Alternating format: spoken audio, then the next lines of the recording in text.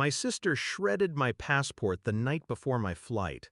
Tiny blue pieces scattered across the kitchen floor like confetti for a funeral.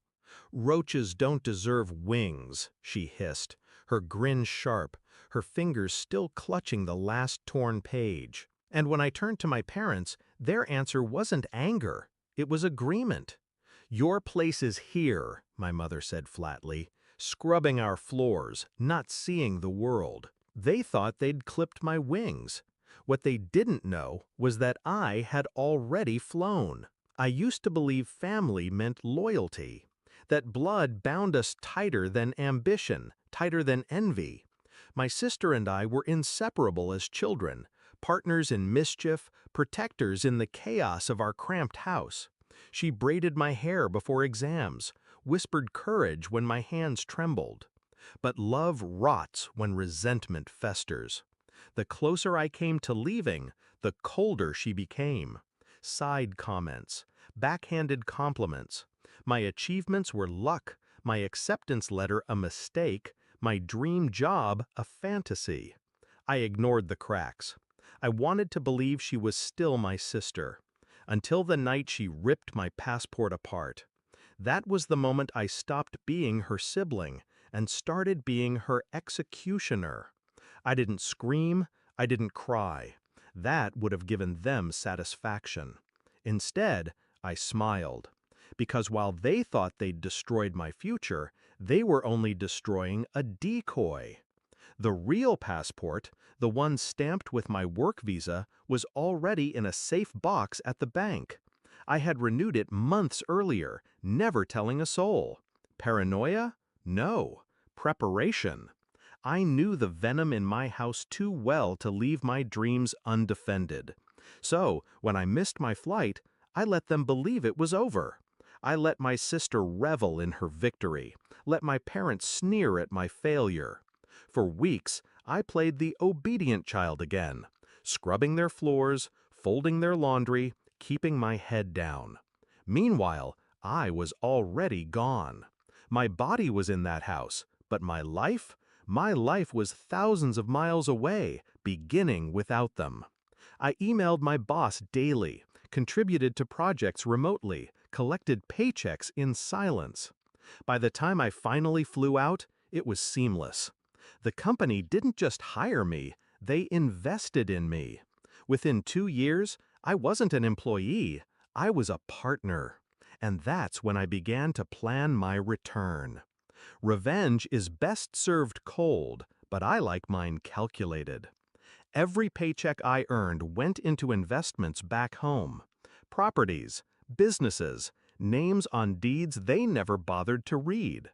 While my sister struggled with low-wage jobs and my parents drowned in debt, they never realized the silent benefactor pulling strings behind the curtain was me. I bought their landlord's house, raised the rent, waited.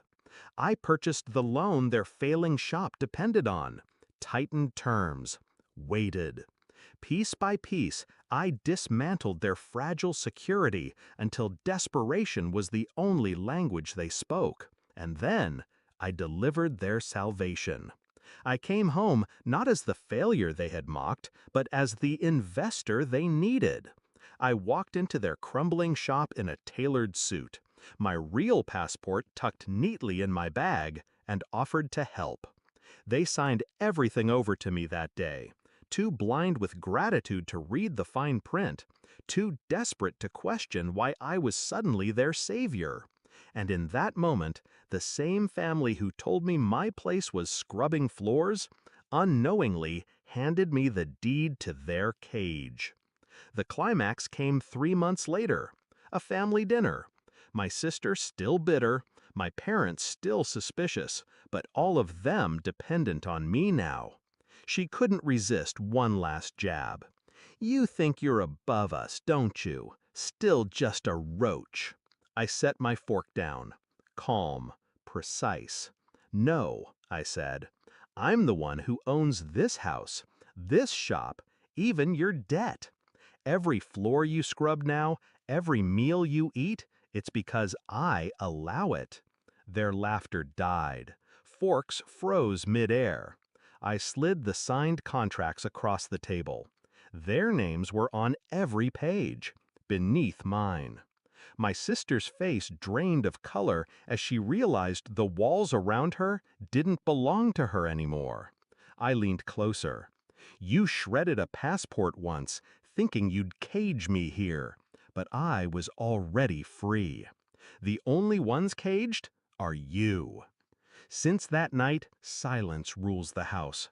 My sister avoids my eyes. My parents bow their heads. They live where I permit, eat what I provide, breathe on terms I've set. And I live thousands of miles away, flying in and out when I choose, leaving them in the prison they built for themselves. I don't need to scream at them for what they did. I don't need to demand an apology. Their lives are my apology, written in every rent check, every menial task, every fading dream they once had. Do I pity them? No. I simply did what they taught me. They clipped my wings. So, I broke theirs. People ask me now what it feels like. Revenge.